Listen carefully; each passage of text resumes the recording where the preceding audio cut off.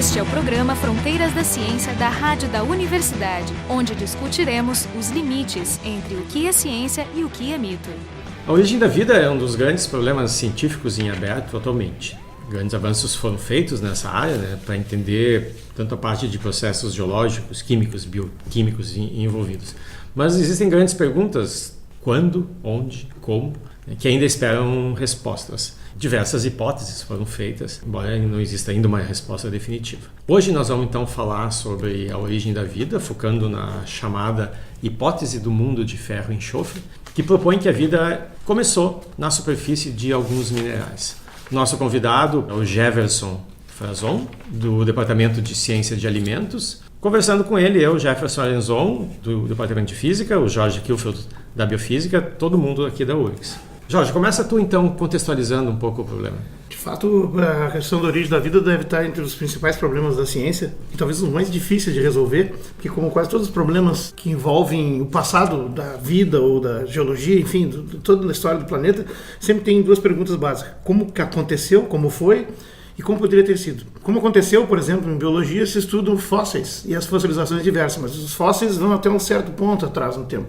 E não existem fósseis confiáveis, interpretáveis dos primeiros eventos da origem da vida. De fato, rochas de 4, 4,2, 4,5 bilhões de anos só encontram no espaço, são meteoritos e elas não têm seres vivos, que ali não surgiu o processo. Então tu tem que trabalhar fazendo modelos, como poderia ter sido, que são modelos ou teóricos ou de laboratório. Mas aí, como tu simula em laboratório reações que aconteceram ao longo de milhões de anos, com determinados componentes e numa escala espacial de lagos, rios ou oceanos. Não existia falta de recursos naquela época. Exatamente. Então, não dá para fazer na bancada uma simulação dessa escala, além do que tu tem que acertar na escolha dos elementos químicos disponíveis. Essencialmente, o problema da origem da vida é ambiente adequado com água líquida. Portanto, tem que ser um planeta com uma atmosfera com determinada pressão para a água poder ser líquida, e a disponibilidade de matéria orgânica, que esse não é um grande problema, na medida que muitas moléculas orgânicas surgem no próprio espaço e são trazidas junto com a própria água, em cometas e também em meteoritos. Com isso, ao trazer água, os cometas trouxeram também a matéria orgânica, que aqui encontrou o ambiente certo, água líquida, temperaturas, pressões, pH, todos os reagentes para reagir. Isso nos leva então aos modelos de origem da vida. O primeiro grande teórico da origem da vida foi Oparin, um russo, que hipotetizou a ideia dos coacervados originais, mas ele faz parte de uma escola de pensamento chamada, primeiro foi o metabolismo. Mais adiante vai se estabelecer pelo menos duas escolas de pensamento, que é a teoria da replicação primeiro. Porque de fato tudo depende de como tu define vida. Então vida é replicação de moléculas, portanto, reprodução de organismos, mas também organismos que, enquanto são vivos, têm um metabolismo energético de sustentação e de manutenção. Então, é uma combinação de coisas. Então, nós temos que explicar as reações bioquímicas, de onde a gente tira energia e de como a gente faz para regenerar os materiais que compõem as nossas células, proteínas, ácidos nucleicos, lipídios, glicídios e o escambau, e explicar como se replicam, como se reproduzem. Mais recentemente, uma dessas teorias acabou dominando precisamente com a biologia molecular, ou seja, com o estudo do código genético. Então há muitos biólogos e teóricos de origem da vida que acham que a vida basta replicar para ser vida. Não interessa o metabolismo. Já deu para notar que eu me encontro na escola dos metabolistas, A questão é que essas coisas todas existem: o metabolismo, a replicação e uma terceira coisa, que é a celularização. Toda a vida terrestre também é organizada na forma de células. Agora, isso não quer dizer que, porque hoje nós temos células com metabolismo e replicação como temos, que tem que ter sido assim desde o início. O próprio Kearns Smith, que é um dos teóricos mais interessantes da origem da vida, fala que a gente pode ter passado por estágios onde a gente usou andaimes que hoje não estão mais visíveis. Como, por exemplo, ele propõe que antes das enzimas tu usava as argilas como superfícies de catálise para as reações. E meio que a teoria que nós vamos abordar hoje é nessa linha, de um mundo mineral que, digamos, assentou o conjunto de reações bioquímicas que permite o metabolismo, para depois ele se estabelecer junto à replicação e no contexto de células. Então, Jefferson, nos apresente o mundo do ferro e enxofre. Eu não vou conseguir te responder exatamente se começou pelo metabolismo ou se já foi direto para o mundo do RNA, mas o mundo do ferro e enxofre, ele acrescenta uma pitada a mais, que é tentar descobrir tudo o que aconteceu. Então, como tu bem frisasse, ali nas fumarolas, no fundo do mar, poderiam trazer o calor necessário. Então, a fumarola seriam saídas vulcânicas, e o que tem ali exatamente? Geysers submarinos, onde a água é muito mais quente. Ela, por exemplo, pode chegar a 350 graus centígrados sem se transformar em vapor devido à pressão da capa d'água. Então ali tu tem reagentes químicos e tal, e tem seres vivos vivendo naquela interface. Uma das ideias é que ali pode ter acontecido o surgimento, porque ali também existiam pedras, as piritas, que que tem uma composição bastante equilibrada nesses dois componentes inorgânicos, que é o ferro e o enxofre. Então, nessa teoria do mundo ferro-enxofre, esses átomos, eles podem se unir e formar um cofator. Juntos, eles têm propriedades catalíticas importantes, eles têm energia para impulsionar reações. Então, tu está dizendo que existe um mineral juntos para ter uma pedra feita desse material, uma rocha. Ela tem essa composição ferro-enxofre, quase que equilibrada em quantidades, e elas se organizaram nesses cofatores, onde tem o mais básico, por exemplo, 2 ferros, 2 enxofres, que eles têm uma capacidade catalítica redox bastante forte e evidente. E aí, com isso, os primeiros átomos e moléculas poderiam ter começado a ganhar uma estrutura maior nas suas cadeias de carbono a partir dessas reações. Então, essas reações teriam que ocorrer na superfície dessas rochas. Dessas rochas, né? Em microfissuras. Da catálise. Exatamente. Então, nessas microperfurações, ali começariam a surgir as primeiras moléculas. Existem relatos de alguns artigos, principalmente do Martin Russell, que é um pesquisador escocês, que ali tu já começa a enxergar os primeiros açúcares, os primeiros aminoácidos, inclusive a molécula de ATP, que é a molécula energética para impulsionar as nossas reações, e aí, sucessivamente, o RNA e, posteriormente, o DNA. Quem surgiu primeiro, o metabolismo, os dois, como eu comentei, não vai ser com área supercluster que a gente vai responder. Mas o início da construção das moléculas que vão dar origem à vida, e a vida, na minha concepção, é a partir de uma célula, né? Então, todo esse período ainda ele é pré-biótico, existe toda essa construção, até que, num certo momento, vão surgir moléculas hidrofóbicas, que são os lipídios, e aí o surgimento da membrana. E essas moléculas dentro, com a capacidade de replicação, seria o início do período biótico, né? Seria mais ou menos essa a teoria. Esses processos, obviamente, eles não deixam registro fóssil. Mas em outras áreas, tu vai para a cosmologia, embora tu não consiga acessar diretamente o Big Bang, tu consegue ter evidências indiretas, outros efeitos, a radiação de fundo. Inferenciais. Então, isso, tu tem consequências desse processo que são observáveis. Então, essa hipótese se baseia em processos que ocorreram, a gente está falando de 4 bilhões e vírgula alguma coisa.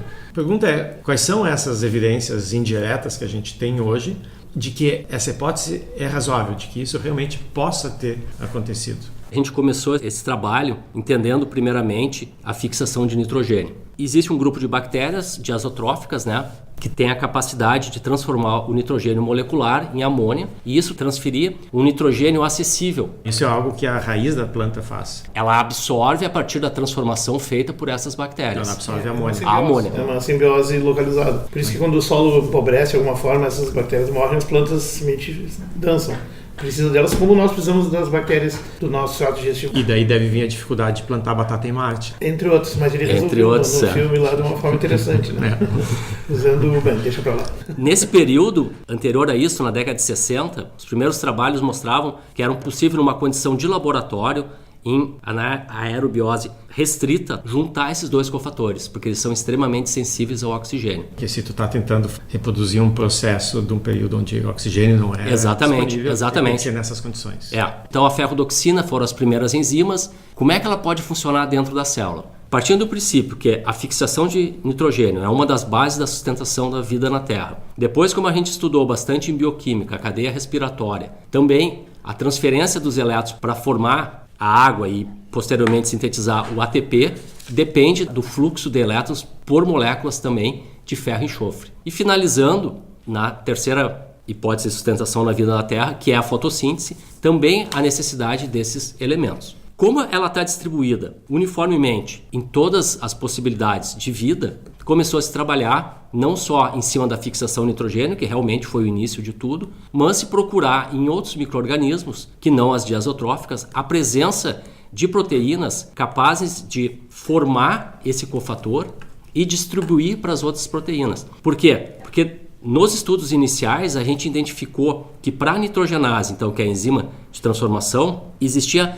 um grupo muito grande de outras proteínas que montavam o cofator e transferiam para ela. E dentro, inclusive, várias proteínas sensoras da presença de oxigênio para que a fixação pudesse acontecer. Depois, mesmo numa bactéria ainda dieseltrófica, foi em Azotobacter vinelandi que se descobriu o segundo mecanismo capaz de montar esse cofator separado das enzimas envolvidas na fixação de nitrogênio. E aí se chamou dos Iron Sulfur Cluster, né, que são aglomerados de ferro e enxofre, que eles precisam ser direcionados, eles precisam ser organizados em proteínas e essas proteínas depois transferir para a célula. Por quê? Uma das questões também que se pergunta é, tanto o ferro como o enxofre circulando livre dentro da célula, eles são extremamente tóxicos. E isso vai resultar mais tarde em descoberta de diversas doenças em seres humanos que são resultado dessa má formação ou má transferência desses cofatores. Então, depois de Azotobacter, Escherichia coli, que é as bactérias mais bem estudadas que a gente tem, também apresentavam essas enzimas capazes de criar esses cofatores. Então não era só em fixação, já era no metabolismo e assim por diante. Então voltando lá na tua pergunta, Jefferson, o que daquela época ficou que a gente pode dizer realmente esses cofatores foram importantes para o surgimento da vida? Considerando então que a gente precisa da célula e precisa que ela se replique e que isso poderia estar acontecendo ainda no mundo pré-biótico, depois passando para o mundo biótico, hoje a gente encontra proteínas extremamente importantes, enzimas importantes do grupo das helicases envolvidas na replicação do DNA. Então me parece uma evidência de que isso possa ter acontecido lá no início, 4,3 bilhões, não tem de forma alguma como precisar. Mas a partir desse surgimento, a célula foi se adaptando e mantendo esse elemento dentro dela com esse potencial catalisador. E não é só a reação de oxirredução. O cofator ele se mostrou extremamente diverso para várias reações. Uma enzima, por exemplo, que ela é fundamental do metabolismo, está dentro do ciclo do ácido cítrico, que é a conitase, ela tem um cofator ferro-enxofre e ela faz simplesmente uma reação de isomerase. Ela não faz troca nenhuma. Então, se espalhou por tudo. Tá, então a gente tem esse catalisador, essa combinação desses dois átomos que pode ter sido importante nos primeiros processos e que de alguma maneira permaneceu... Perpetuou, exatamente. É importante, mas com outro papel. Mas a minha pergunta é, quantos compostos, quantos cofatores como esse estão envolvidos nos seres vivos de hoje? Essa é a única possibilidade? Ou existe... Cofatores minerais, quer dizer. Isso, cofatores minerais, porque não, claro, em cima de uma rocha dessas foi ocorrer e não... É bom nem pensar em rochas, é pensar talvez em íons, por exemplo. Vários íons, como cálcio, magnésio... O próprio níquel é relatado na época, né? Níquel, cobre. Né? Existem proteínas que precisam de 1, 2 ou mais desses íons acomodados em uma determinada posição da sua estrutura para ter a forma final correta e funcional. Praticamente mais da metade das proteínas do citoplasma das células é cálcio dependente. Mas ela é regulada como se fosse um botão liga-desliga, né? Pelo cálcio que está ausente no citoplasma, mas quando ele é jogado para dentro do citoplasma, seja por canais que abrem na superfície externa, seja por liberação de estoques internos, como a mitocôndria, o sarcoplasma, etc., ele entra, liga nessas proteínas, elas são acionadas ou bloqueadas, depende. E depois, removido o cálcio, elas voltam para o estado original. Então isso confere uma complexidade para os seres vivos. Agora, o que tu está colocando é interessante, isso se chama relíquia evolutiva. O que é de fato relíquia evolutiva? Que dê pistas de como era no início. Isso é um debate que não tem fim. Ou seja, o fato de ter esse ferro e enxofre hoje em boa parte das proteínas, assim como o cálcio está em quase todas, não quer dizer que ele tenha sido elemento lá no início. Há uma inferência sendo feita. Agora, o que é sabido é que o ferro e enxofre, uma combinação mineral, sua eficácia como catalisador é muito grande. E esses minerais formam essas cavidades, né, onde tu poderia ter uma superfície para isso acontecer, ainda não no contexto de uma célula, mas pelo menos na superfície. Eles são abundantes nessas fumarolas? Muito, né? São componentes comuns da crosta terrestre, e ali tu tem também temperatura, acima de 100 graus até, ou seja, a combinação de temperatura, superfícies de catálise, que catalisadores são essencialmente superfícies de eletroadesão, e a orientação das moléculas para se combinarem então de diferentes formas, as fumarolas são um excelente modelo. Há quem acredite que a vida surgiu primeiro ali, como quimio-lito-autotrófica, do que a fototrófica. O que nos deixa com um problemão, que é explicar por que a maior parte da vida dominante na superfície é fotoautotrófica, né? E como ela veio a surgir, porque já teria sido posterior. A temperatura não é alta demais? Como é que tu consegue manter estável uma molécula complexa numa temperatura de centenas de graus. Na verdade, as proteínas que a gente tem nos seres vivos não toleram temperaturas acima de 113 graus, que é o recorde em hipertermófilos. Acima disso, praticamente tudo desestrutura elas. Mas assim, os componentes delas, os aminoácidos e alguns outros sais que vão entrar na composição, são favorecidos essa formação em temperaturas altas. Ou seja, no estágio pré-biótico, temperaturas mais altas são uma bênção e não um problema. Quando a coisa começa a ficar complexa, tu precisa realmente manter distância também do calor.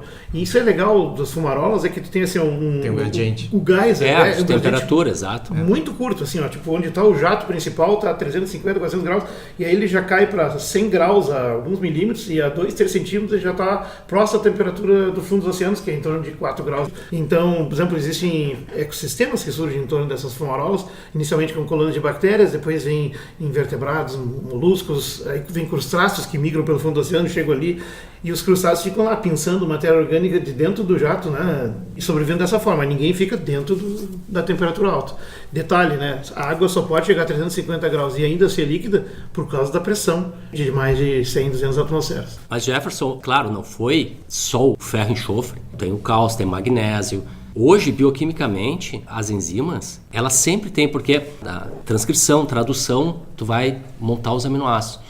Mas quem vai trabalhar para as enzimas são esses íons. Então tu tem manganês, magnésio, tem umas que usam só o ferro, a hemoglobina é clássico, é só o ferro. Esses são os inorgânicos e tem os orgânicos, temos as vitaminas também presente na necessidade de vitamina, é exatamente a mesma função, ela está ligada para exercer esse tipo de atividade. Ela trabalha, a enzima ganha, né, o nome, mas quem está trabalhando são esses coenzimas e cofatores. Eu quero voltar um pouco ao teu argumento da ubiquidade para dizer que essa hipótese é válida por manter essas relíquias evolutivas. A gente, então, se passar o tempo de trás para diante, a gente vai chegar nesse nosso ancestral comum, né, o Luca. E, bom, se a gente tem uma única árvore de vida, então é natural que todos os nossos processos bioquímicos, toda a nossa química seja semelhante, né? Compartilhada com todos os seres vivos, porque todo mundo descende desse único ancestral. Mas eu entendo que o que a gente está falando aqui é o que aconteceu antes desse ancestral comum, né? Tem todo um processo que deve ter ocorrido por milhões de anos. Então, tem uma hipótese forte por trás desse teu argumento de que as primeiras reações que surgiram lá na pré-biose, na origem da vida, até chegar nesse primeiro ancestral comum, que já é algo bem mais complexo, que ao longo de todo esse intervalo de tempo, esses processos se mantiveram. Não foram substituídos por nada mais eficiente. Tu colocou uma questão interessante. A principal forma para manter os mesmos processos é a partir da replicação. Se tu replica os mesmos elementos necessários para ser utilizados na geração seguinte, ele vai funcionar do mesmo jeito. Se tu não tivesse isso, tem algo que tu não herda, tu interrompe para sempre o negócio. A menos que tu tenha duas árvores também. Mas aqui nós estamos falando uma coisa pré-biótica onde é muito mais solto o negócio, né? Eu simplesmente acho que a celularização é o modelo do Moravitz, que é um cara que tem um livro chamado O Modelo de Celularização no Início da Vida, que ela surgiu praticamente junto com o primeiro processo que, a meu ver, é mais provável ter sido o metabolismo mesmo. Embora possa ter surgido junto o metabolismo e a replicação. Mas nada sustenta isso até agora. Aliás, o modelo ferro enxofre é um modelo de origem do metabolismo. Exato. Não da replicação. A célula ela vai se replicar no sentido de ir ocupando a superfície disponível. Mas ela não pode pegar e fazer cópias do mineral e ir carregando e espalhando pelo mundo. Quando tu embarca um processo desses dentro de uma célula, aí tu dá autonomia para ele, aí nós estamos falando em vida, digamos, minimamente autônoma. Provavelmente vida é a partir dali mesmo. Mas o modelo do Russell e outros lá, que na verdade é baseado na ideia do Baxter-Saucer. Ele postulou o modelo do mundo do ferro e enxofre, que como sendo muito comum em certo período, e tenta ancorar toda a origem do metabolismo nesse ambiente. E ele dá o seguinte argumento, que mais ou menos tu estava comentando. Todos os modelos de origem da vida, do Miller, do Oparin e tal, são baseados em fontes externas de energia. Atividade elétrica, calor, radiação ionizante e tal. E ele, quando postula os sulfetos de ferro, ele está provendo uma fonte de energia interna, que é esse próprio mineral. Esse próprio mineral, ele contém energia que pode ser obtida a partir de reações químicas e não depende de outras fontes externas. Deixa mais autônomo, mais independente. Sistema, então, esse é um excelente argumento para ele ser, digamos, pelo menos um participante-chave nos primeiros processos. Não sei se tudo, mas... E ali, a partir do Luca, o que seria comum? Então, como a gente descobriu os genes NIF na fixação, depois os genes ISC, seriam nas eubactérias, seriam os mais comuns. Bactérias verdadeiras. Só que o que acontece? Um dos trabalhos que eu fiz foi trabalhar com firmicutes, que são bactérias gram-positivas, um pouco diferente do ramo da Escherichia coli, um pouco mais distante. E o que a gente identificou? Que elas não têm esses genes ISC, elas têm um outro grupo de genes que a gente denominou de SUF. Então, existe ainda dentro desse processo de evolução 2 ramos que vão se separar, das arquibactérias e das eubactérias, umas com SUF e as outras com o ISC. Isso são genes? São os genes que montam os cofatores para entregar para as proteínas. As proteínas que recebem são comuns, mas quem monta são esses sistemas para impedir que o ferro e o enxofre circulem, né, livremente dentro da célula. Essa montagem é feita de 3 formas diferentes, uma para fixação, uma para as arquibactérias e uma para as eubactérias. E indo mais adiante, uma das experiências que eu tive de trabalhar com Arabidopsis, que é uma planta, que ela tem o plastídio e tem a mitocôndria. E os genes do plastídio seguem as linhas do SUF e os genes da mitocôndria seguem a linha do ISC. São compartimentos separados que montam seus cofatores separadamente. Com um detalhe que as mitocôndrias, no modelo vigente, elas são uma endossimbiose, que aconteceu mais ou menos na época da origem dos eucarióticos, 2,5 bilhões de anos, quando houve a oxigenação da atmosfera, o chamado grande evento de oxidação, que matou quase tudo que tinha antes, e só sobreviveram os que se adaptavam bem a isso, e essa endossimbiose foi assim, bactérias marrons, né, que são precursoras das mitocôndrias, que sabem lidar com oxigênio em excesso, entram em associação de células que estavam morrendo, então uma ajuda a outra. Tu me dá comida, eu tiro o oxigênio tóxico para ti, né? E fez a endossimbiose que é consensual hoje em dia, né? E tu sabe que dentro das células eucarióticas é a mitocôndria que monta o cofator ferro e enxofre para entregar para as proteínas do citoplasma e do núcleo. Então a gente trabalhou muito com a parte de bactérias, foi plantas, leveduras, né? E hoje está muito centrado em doenças em humanos. Pela deficiência de montagem desses cofatores, é muito sensível dentro da célula a circulação de ferro e de enxofre sem estarem complexados com alguma outra molécula. Ele chega a ser tóxico? É bastante. O enxofre é meio medonho, solto. Né? Mas o ferro ainda acho que para essa construção é o pior ainda. Então, por exemplo, a ataxia de Friedreich, que é um problema também nessa montagem, existe dentro da célula humana uma enzima chamada frataxina, não se sabe exatamente a função, mas a deficiência dela está associada com essa ataxia, que acomete 1 em cada 50 mil crianças. Então tem uma gama de doenças já descritas, muito raras. Isso é interessante, alguns vão pensar, por que é importante entender um mineral na origem da vida? Por que toda essa conversa, né? Então o pessoal tem a vida como um pacote fechado que vem pronto, funcionando sozinho, mas não entra muito a fundo na questão da autonomia dela. De fato, precisamos pensar o que é um ser vivo, tem várias formas de definir. Definir é ruim, porque tu sempre vai deixar algo de fora ou vai exagerar na importância de outra coisa. Mas o que é uma célula viva? É basicamente um compartimento isolado termodinamicamente do meio externo, ou seja, não deixa escapar nem entrar descontroladamente substâncias-chave, compartimenta elas, onde tu tem uns circuitos fechados de cadeias de reações autocatalíticas entre substratos e produtos, né? Todos ajustados em quantidades e velocidades para regenerar as partes que degradam, replicar o conjunto desse material todo para fazer uma divisão celular, se for o caso, tudo muito bem ajustado. Então você vai falar assim, vida é essencialmente um fenômeno bioquímico. Antes de se entender isso, se falava, antes da Renascença e tal, o elan vital, a vida era uma espécie assim, de espírito que animava os seres vivos, né? O primeiro modelo científico de origem da vida foi anterior da bioquímica, por Galvani e volta lá nos 1700 e pouco. Galvani inventou o galvanoscópio, que é uma espécie de um perímetro simples, né? E logo que tu mata a rã e tal, ela fica com aqueles movimentos, né? Fasciculado, e fica pulsando até acalmar. E ele ficou curioso, né? E pegou lá onde saiu um nervo branco, que na verdade é o ciático, botou um eletrodo no ciático, botou no músculo e observou que cada contração que a pata fazia, a agulhinha se mexia. Depois parava de se mexer, a agulhinha não se mexia mais. E aí ele pegou uma pilha do outro italiano, o Alessandro Volta inventou a pilha, ele pegou a pilha e o bicho já tinha parado de se mexer, foi lá e colocou os eletrodos no mesmo lugar que ele tinha lido antes, e cada contato que ele fazia havia uma nova contração. Com isso ele propôs a ideia de que o elan vital era eletricidade. Tanto que esse foi um dos panos de fundo do Frankenstein, programa recente, exatamente. Foi exatamente o que estava bombando na ciência daquela época, que a Mary Shelley escreveu, é esse modelo elétrico da vida. Uhum. Mas exatamente no começo do século XIX estava começando a surgir a bioquímica. Ainda não era toda a história, porque a eletricidade se explica do nível celular na atividade de contração muscular e comunicação neural. Mas ela é apenas um produto de alto nível de algo mais básico, que é a bioquímica. A origem da vida é a origem da bioquímica.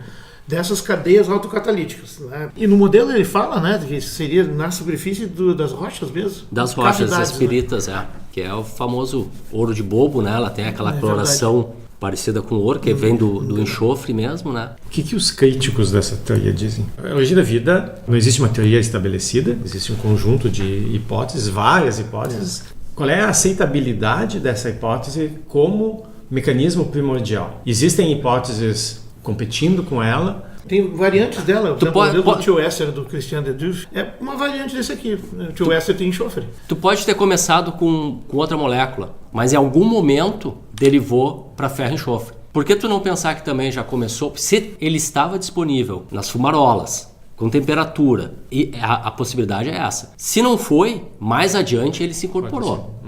Né? Seria esse o grande questionamento. Claro que exatamente o mesmo argumento. Não tem como pesquisar isso, mas está provado bioquimicamente que é isso. Respiração, fotossíntese, fixação, várias doenças, né? E isso que estava falando, Jorge, de as enzimas, 99% provavelmente delas com atividade catalítica, tem ou um grupo prostético, ou uma vitamina, ou um cofator. Às vezes, elementos assim que sobram dentro da célula por um pequeno erro, tipo da frataxina, que não consegue transferir o cofator como deveria e sobra ferro, causam doenças de tônus muscular. Parece sim que é uma coisa muito absurda, o tônus muscular da criança ali, mas é porque tem um pouquinho de ferro solto ali, né? Na verdade, assim, não está resolvido quem veio primeiro, mas o problema da origem da vida é a ordem que esses eventos aconteceram. Veio o metabolismo primeiro, a replicação depois, a célula depois, ou a célula primeiro, a replicação primeiro, metabolismo no final. A forma de responder é isso. Nos seres vivos terrestres, metabolismo é centrado em torno do seu principal agente catalítico, proteínas. E proteínas são muito fáceis de surgir, porque os aminoácidos são muito fáceis de surgir. Lembra que o Miller, em 1953, o Urey e o Miller era estudante do Urey, né, e fez um experimento escondido do chefe, que acabou dando um dos prêmios mais importantes da vida dele.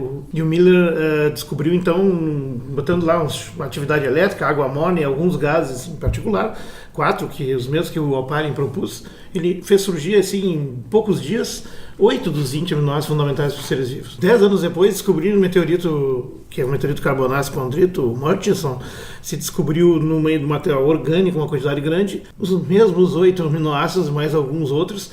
Então, esses materiais fundamentais são fáceis de fazer e mais, podem ser feitos no espaço e podem cair prontos na Terra. Então, isso abriu o caminho para entender assim, que a origem da vida passou a ser um problema menos improvável na reunião desse material num lugar como a Terra. Mas existem muitos passos que a gente não tem como saber. Talvez a gente nunca vai poder saber. Se quem surgiu primeiro, o metabolismo, a replicação ou a celularização. Existe quem diga a hipótese unificada que eles surgiram juntos, mas o melhor modelo... Mas aí tem que aparecer o lipídio, né? Os três surgiram juntos. É importante talvez dizer assim para... O modelo que tu traz do ferro e enxofre, ele fala de uma origem do metabolismo precedente até possivelmente às células, que de alguma forma seriam embarcadas em células depois, que é parecido com a ideia do andaime evolutivo do Kern Smith. Ele propôs que os primeiros catalisadores das reações que hoje estão nos seres vivos funcionando dessa forma não foram orgânicos, não foram enzimas, foram argilas, foram minerais. E as argilas têm essa característica de serem minerais de múltiplos componentes, vários tipos de átomos, organizados em camadas, assim. Então, eles formam uma espécie de mapa elétrico na superfície que favorece a absorção de moléculas pequenas em diferentes orientações. Ou seja, eles ligam, orientam e favorecem a reunião, a ligação. E a ideia é assim, assim como quando tu vê uma igreja pronta, tu fica olhando aquela cúpula maravilhosa lá e diz como foi feita, né? Porque foi removido o andaime que estava ali segurando aquele lugar antes dela ficar pronta. Da mesma forma, as enzimas no sistema hoje pode ser como as cúpulas das igrejas, sendo que os andaimes foram retirados. E esses andaimes podem ter sido orgânicos. Né? É muito promissor. E é, em parte, testável, porque assim como não tem fósseis tão antigos, mas fósseis muito antigos são chamados quimiofósseis. O material foi tão metamorfizado que não tem nenhuma coisa orgânica grande, a não ser alguns óleos lá, que são chamados querogênio. Né? Tu pode encontrar, por exemplo, se estão reunidos no mesmo lugar onde uma potencial colônia original de seres vivos, tu tem um teor de ferro e enxofre grande, isso vai, por exemplo, sustentar uma teoria como essa. Como tu falou, essas moléculas são fáceis de formar. Por exemplo, o próprio surgimento da glicose, são 6 carbonos em montão, ela vem pelo contrário, né? Ela vem lá do acetil-CoA, de baixo para cima, até chegar num açúcar maior, mais potente. E essa rota também envolve a presença de enzimas. Vamos combinar que essa é a rota principal das células vivas. Não tem outro, o ciclo de Krebs e aquilo ali. Né? E ela está lá presente. A própria conitase, como citei no início, é um dos exemplos da presença dela. Bom, então apesar da minha decepção de não terem levantado a hipótese dos alienígenas, né, Mas isso não resolve nada, apenas transfere o problema para outro lugar, eu acho. Hoje então a gente conversou sobre o problema da origem da vida, a importância de cofatores como ferro e enxofre em processos metabólicos que permeiam... De origem mineral. De origem mineral, que permeiam diversos processos que ocorrem em todos os seres vivos hoje. Nosso convidado foi o Jefferson Frazon, do Departamento de Ciências de Alimentos. Conversando com ele, eu, Jefferson Arenzon, do Departamento de Física, e o Jorge Kielfeld, do Departamento de Biofísica, todo mundo aqui da URGS. O programa Fronteiras da Ciência é um projeto do Instituto de Física da URGS.